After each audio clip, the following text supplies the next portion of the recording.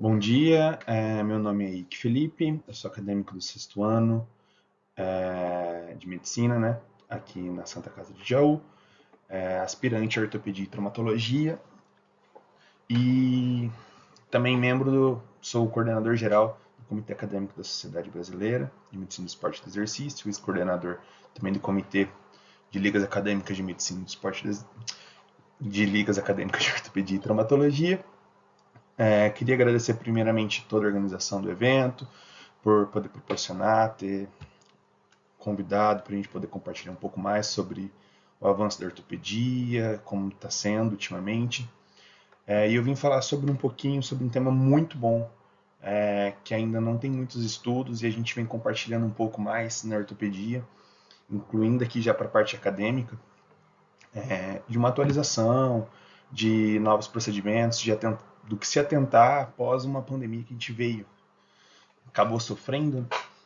Então, sem muitas delongas, eu vou falar um pouquinho sobre os efeitos a longo prazo do Covid-19 na função musculoesquelética dos membros inferiores, que é um foco que eu tenho bastante, tenho estudado atenuamente mais essa área. Então vamos lá. O objetivo principal aqui, vou apresentar primeiro para vocês dessa aula, dessa palestra, é buscar análise dos efeitos do potencial a longo prazo da Covid-19 na função musculoesquelética, sendo os sintomas mais comuns observados em pacientes e correlacionando eles à gravidade da infecção e ao comprometimento musculoesquelético, tá bom? Aqui a gente vai traçar algumas estratégias de reabilitação, eficácia para tratamento das complicações que vêm em relação ao músculo esquelético e aos membros inferiores ao longo prazo pós-pandemia, que a gente vem observando bastante nos ambulatórios ultimamente. Aqui, primeiro, tem uma leve introdução, onde a gente consegue discutir que realmente a pandemia foi algo que a gente passou muito grave na parte de isolamento e tudo mais, e isso acabou afetando muito a parte musculoesquelética. Então, pós-Covid, a gente vê hoje alguns pacientes no quesito de estarem sofrendo alterações de membro inferior, tendo dificuldade de deambulação, tendo toda a sua parte de qualidade de vida sendo afetada diretamente, tanto aqueles que já durante a pandemia a gente observou alguns quadros, e agora a gente vem observando também uns contras também, que vem coletando posteriormente. Tá? Então a gente tenta sempre traçar mais ou menos essa área para que a gente possa abordar um pouco mais. Tem as anotações aqui para a gente ir se guiando também. Então, o sistema musculoesquelético, embora não seja um alvo principal da COVID, ele vem sim sendo algo que está sendo alterado bastante, principalmente na qualidade de vida de algumas pessoas. Pessoas mais idosas estão sendo bem mais afetadas do que as novas, e a gente viu um inverso também na pandemia, de alteração de degradação muscular, paciente evoluindo por hipotonia, atonia muscular, tendo déficit neurológicos, às vezes também associado a déficit muscular, tanto pelo período de intubação quanto pelo período de dispneia e tudo mais. Quando a gente pensa um pouquinho na fisiologia, a gente tem com que a musculatura do nosso corpo ela necessite de oxigênio suficiente, ela tem uma alta demanda de oxigênio, no caso, para realizar toda a parte de contração muscular, toda a parte fisiológica. E, querendo ou não, o COVID ele acaba interferindo um pouco na questão pulmonar, na troca gasosa, mas também na troca diretamente na parte circulatória. O que a gente observa ultimamente nas pesquisas e nos estudos? Que devido a esse comprometimento circulatório mais pulmonar, os pacientes vêm tendo problemas musculares recorrentes devido a lesões musculares de médio e alto impacto e até mesmo lesões totais de musculatura, deixando aquela musculatura inativa. Então a gente acaba sofrendo um pouquinho com isso. Sendo que a gente precisa dessa toda parte de oxigênio e acaba levando uma fadiga muscular e dependendo até a degradação muscular mesmo severa. A gente tem pacientes hoje que acabam sendo internados em unidades de tratamento intensiva devido à degradação muscular muito alta e falta de reserva, mas por consequência a gente vem observando de uma alteração cardiovascular que esses pacientes tiveram pós infecção de Covid durante todo o tratamento. E um índice muito alto de cerca de 70 a 80% dos pacientes, eles acabaram sendo intubados, saindo do período de intubação para tratamento pós-Covid e não fizeram a reabilitação adequada. Também não se tinha muitos estudos, porque foi algo muito abrupto. Então, hoje a gente consegue observar, mas ainda a gente precisa disso, de estudos para mais prazos, tipo, a longo prazo. A gente está num médio prazo de estudos, mas isso pode se evoluindo com o passar do tempo. Aqui eu vou falar um pouquinho também como a COVID, ela potencialmente ela afeta a função dos membros inferiores. Foi como eu disse lá. Hoje a gente tem uma nova categorização para esses tipos de pacientes, esses tipos de sinais e sintomas que vem apresentando no caso. Hoje a gente chama do fenômeno como síndrome de long COVID, devido à limitação dos movimentos que o paciente tem, devido a uma degradação muscular, sem recuperação e sem tratamento adequado. Então a gente acaba afetando isso daí. A gente também associa uma parte psiquiátrica e psicológica, parte mental, que a maioria dos pacientes às vezes acabam desenvolvendo alguma questão de fadiga muscular, de falta de atividade física, de falta de oxigenação para o próprio músculo, devido a ser uma síndrome também psicossomática. Como assim, Eike? A síndrome psicossomática no quesito que a gente vem observando, é que os pacientes que, quando foram diagnosticados com Covid-19, eles acabaram desenvolvendo sinais e sintomas sem necessidade. Dispneia, saturações mais baixas, assim que eles eram diagnosticados. Eles falavam que tinha muito cansaço, ficavam acamados, não queriam fazer parte de atividade física, falavam que se sentiam muito cansados. Então isso acabou interferindo, então a gente também tem uma dor muscular psicossomática associada, onde a gente começa a ter uma degradação muscular devido ao pensamento, o que o psicológico do paciente acaba afetando.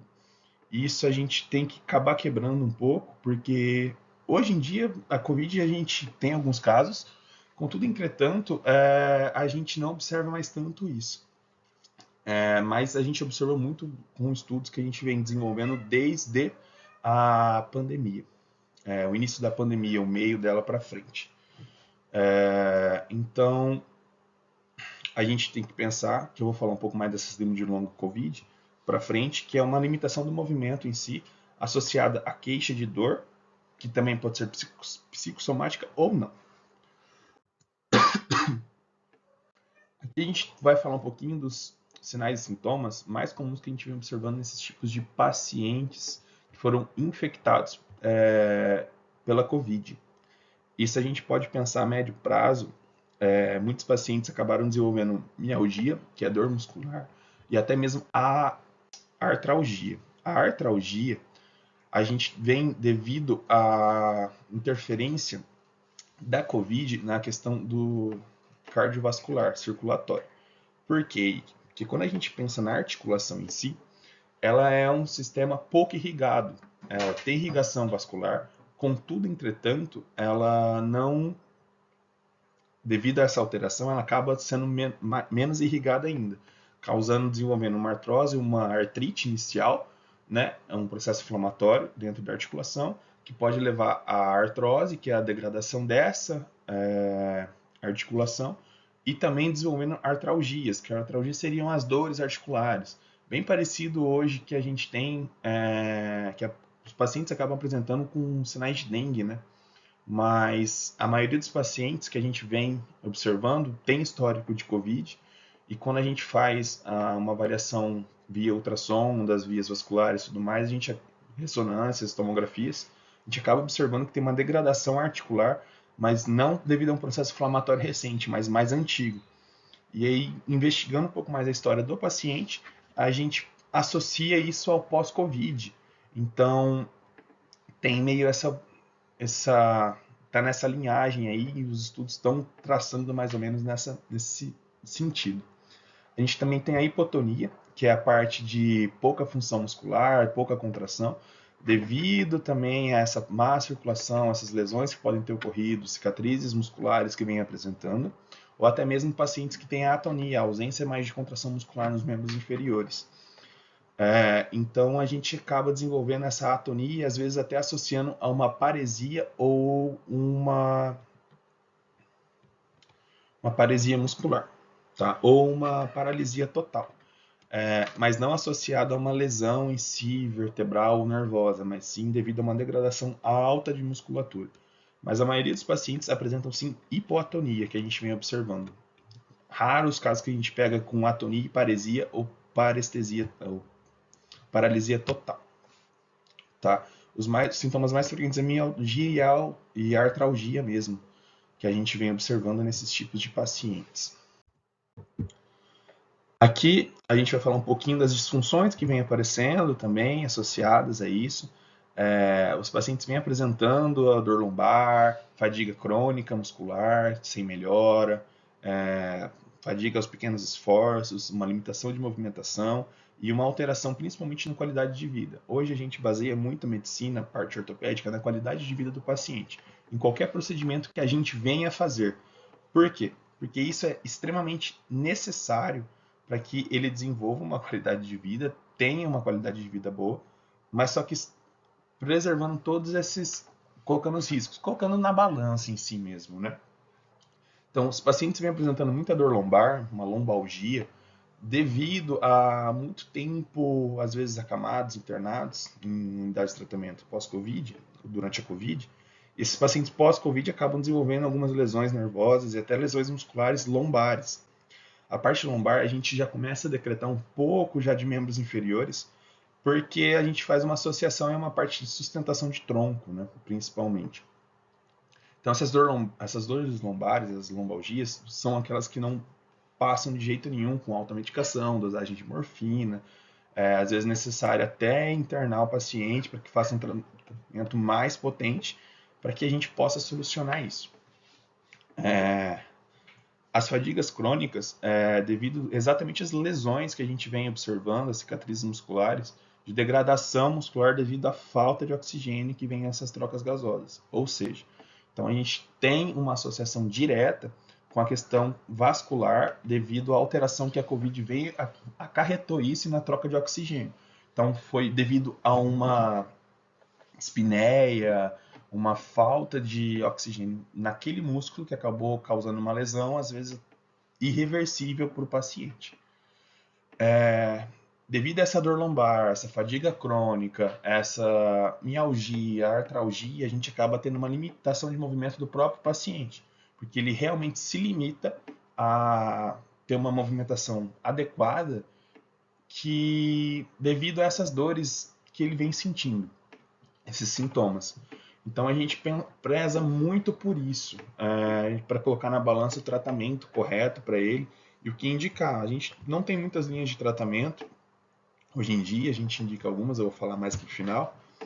E porque não se há necessário. Então, a gente precisa de um trabalho multidisciplinar, onde a gente tem a equipe da psico, da psiquiatria, da físio, da reabilitação, toda para esse paciente, para que ele desenvolva e melhore. A nossa parte entra mais com a parte de tratamento sintomático dos pacientes, e tentar tratar, recuperar essa parte muscular, mas às vezes é irreversível essa cicatriz devido ao tempo.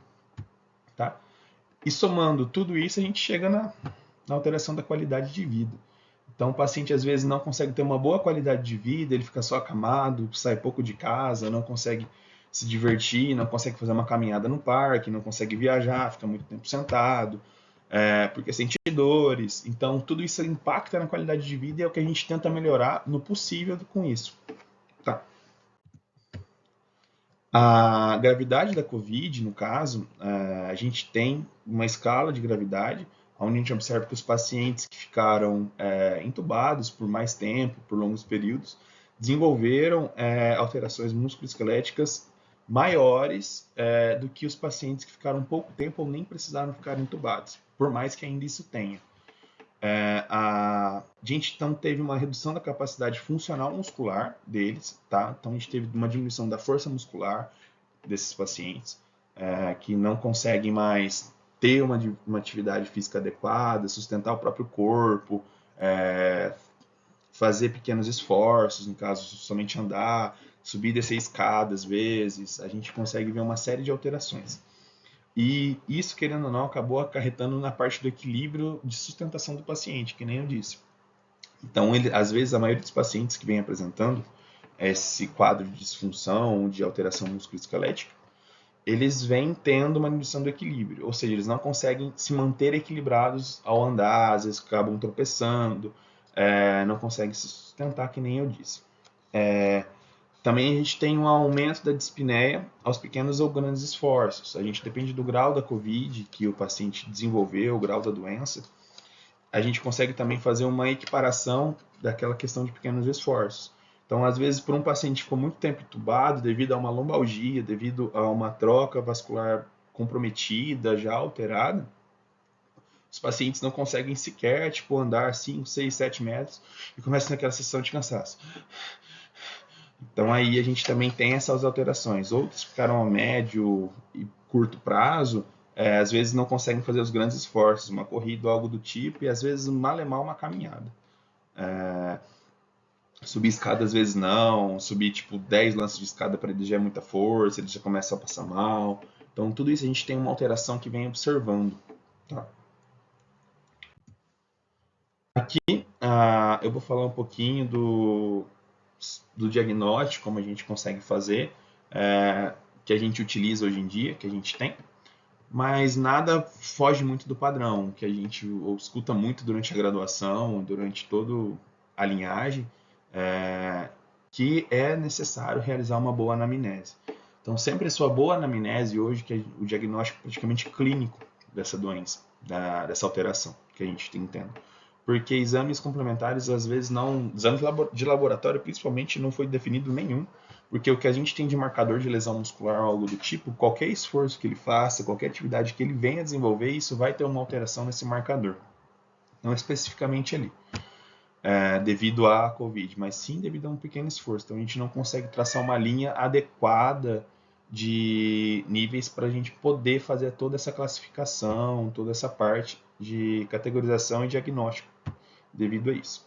Então, realizar sempre uma boa anamnese, tá, no diagnóstico, ele é totalmente clínico, sempre se atentando à história progressa do paciente, principalmente aos sinais, aos sintomas que ele vem se queixando.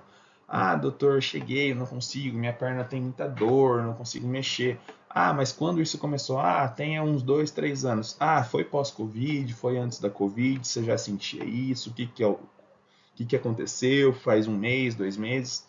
Então, a linhagem de tempo, a gente vem observando que muitos pacientes falam, doutor, eu não me sentia desse jeito antes da Covid. Depois que eu peguei Covid, eu não consigo andar 5 metros.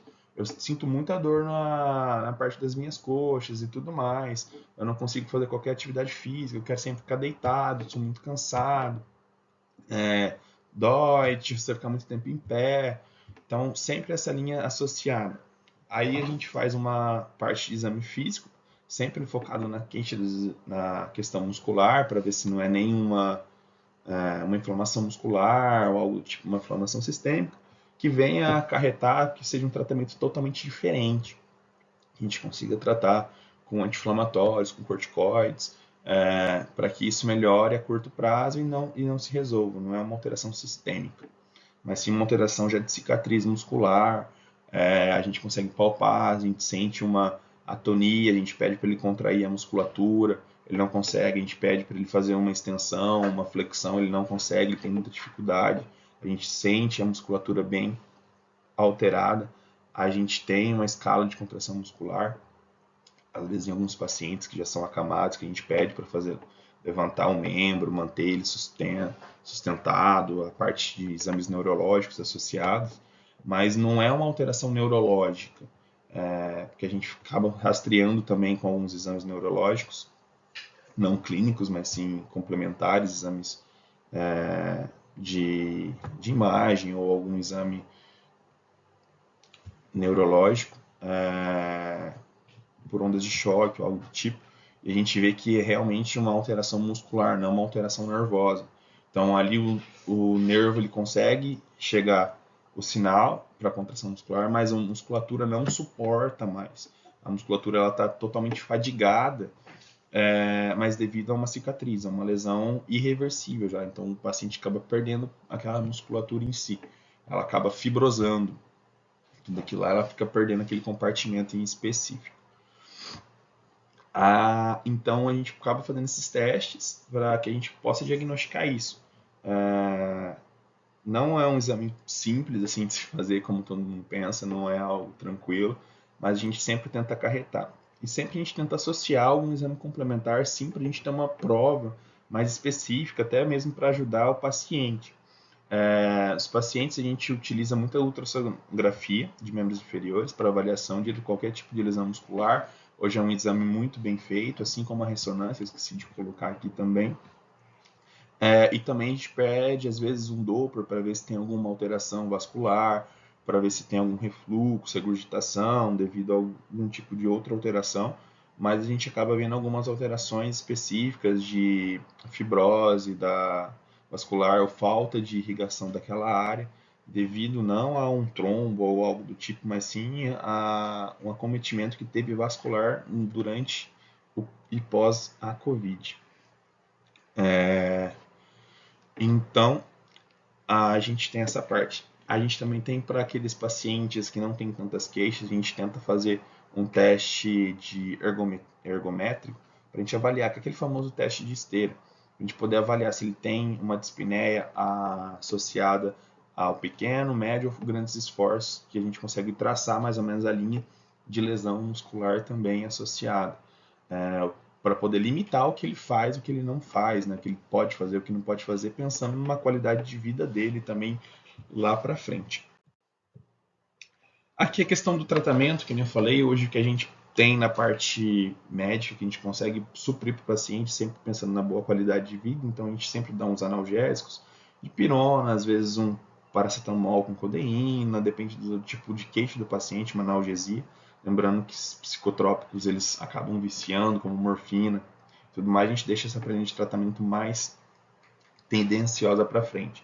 A dipirona, a gente tem alguns estudos que alguns pacientes acabam desenvolvendo o uso dela de atividade contínua, mas mais por questão de dor mesmo, e chega também a uma parte desse opioide que a gente não consegue mais traçar a linha, ele vai ficando resistente. Então, pacientes vêm subindo com algumas medicações, com analgésicos mais potentes, devido a essa grande dificuldade, esse vício que ele vem desenvolvendo, tá? A gente às vezes associa o uso de anti-inflamatórios, que a gente vê algum processo inflamatório local, para tentar diminuir isso. Sempre a critério médico, porque anti-inflamatório, assim como os corticoides, se a gente fizer em uso em excesso, a gente tem que pensar em outras alterações. É difícil você escutar alguém falando isso, mas a gente pensa muito, o pessoal da clínica, na parte da clínica, que a gente tem uma alteração de função renal. Então, assim, às vezes a gente acaba causando algo, piorando algo, em vez de estar ajudando o outro.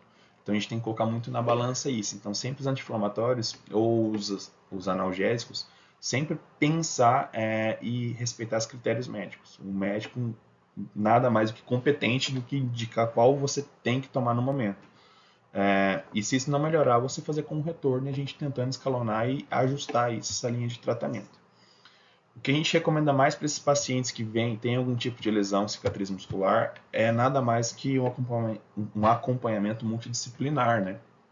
Que aí seria com o pessoal da fisioterapia, para a gente poder fazer uma parte de reabilitação desse paciente, junto com fortalecimento muscular, às vezes com educador físico, com academia, depois o tratamento da fisio, ou acompanhar até mesmo do fisioterapeuta.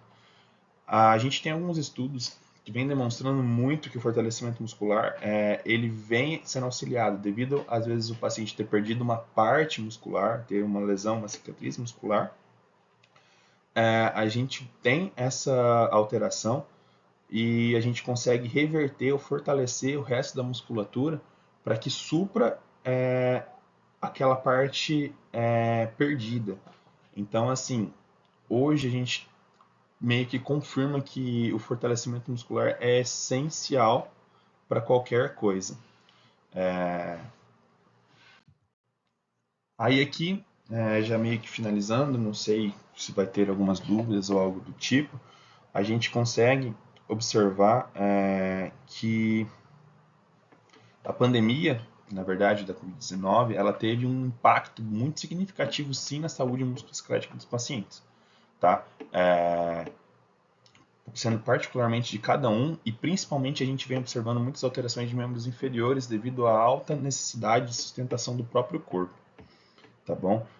Os efeitos que o vírus acabou causando indiretamente no sistema musculoesquelético, eles têm, que nem eu falei, uma inflamação sistêmica, uma redução da saturação de oxigênio e danos colaterais de resposta inflamatória, às vezes até uma fibrose muscular, uma cicatriz muscular daquela parte perdida, tá? Os efeitos também podem levar a uma série de sinais e sintomas debilitantes, tá? Incluindo uma dor lombar associada à dor no pescoço, fadiga generalizada muscular, dor nos ombros. A gente vem observando também umas queixas associadas dos pacientes com essas queixas. A repercussão dos sintomas às vezes fica bem fora do que a gente imagina e ainda está bem desconhecido. Então, assim, algo que a gente precise fazer ou não ter mais estudos nisso. Então, sempre que a função dos membros inferiores é alterada, ela é praticamente crítica e altera altamente na qualidade de vida do paciente. Tem um grande impacto, que nem eu disse durante todos os momentos. Então, hoje, o importante é a gente compreender as interações que a gente tem entre a COVID e o sistema musculoesquelético para que possa gerir uma linha de tratamento mais adequada, que a gente consiga suprir isso e consiga dar uma boa qualidade de vida para os nossos pacientes, sempre que associar essa doença, tiver essa questão de característica. A relação da função muscular, respiratória também, a gente também tem que pensar nessa parte. Por mais que seja uma parte do cirurgião torácico, algo do tipo, a gente, às vezes, o paciente acaba procurando o ortopedista pensando nesse quesito, só que sempre associada também aos membros inferiores. A gente tem que pensar também que a gente sempre escuta, a gente fala que a panturrilha nossa, querendo ou não, como se fosse um segundo coração nosso, porque ela ajuda a bombear a circulação do membro inferior para ter um bom retorno venoso para o coração, para assim fazer. A gente pensa mais ou menos num ciclo. Porque está muito distante, então a gente precisa de um auxílio para que isso volte. Então, devido a essa atonia, essa hipotonia muscular, a gente acaba tendo essas alterações também significativas. Tá bom? Então, a gente precisa de tudo isso para ter um tratamento eficaz, as complicações de longo prazo dos membros inferiores decorrentes devido à Covid-19. Não é necessário programas na verdade, são necessários programas de reabilitação para esses pacientes, tá? De forma abrangente e individualizando cada um deles para que interajam as intervenções terapêuticas necessárias para aquele tipo de paciente. Aqui eu finalizo então a minha palestra, tá? A minha aula. Eu espero ter falado um pouco, porque é algo muito novo, a gente tem poucos estudos ainda que a gente possa se basear algo do tipo. É necessário um aprofundamento bem maior para que isso ocorra, para que a gente possa ter uma linha de raciocínio melhor e traçar uma boa qualidade de vida para os nossos pacientes. Caso alguém tenha alguma dúvida, eu peço perdão por não estar participando, que eu tive uma alteração totalmente agora na minha grade aqui. Já não vou poder não acabou chocando com o horário da aula. E aí, qualquer pergunta, qualquer dúvida, podem mandar nos meus e-mails. Estou deixando meu e-mail particular, meu e-mail já profissional, que eu me formo agora no final do ano. E qualquer coisa também podem procurar meu Instagram, que eu também respondo via direct e tudo mais, para que a gente possa. Lá a gente vai começar a ter um trabalhinho também, de começar a fazer divulgações, essas partes da ortopedia ou algo do tipo, que possa ajudar também no seu dia a dia, no fator de impacto e tudo mais. Agradeço novamente a organização por tudo que tem feito. Espero que todos tenham um bom congresso aí pela frente. E qualquer dúvida, qualquer questionamento, estou sempre à disposição. Tá bom? Muito obrigado a todos. Tenham um bom resto de semana, um bom final de semana. E o que precisar, estamos aí. Tá? Por mais que a gente não saiba um pouco, qualquer coisa a gente procura saber e instruir melhor. Tá? Até mais. Tchau, tchau.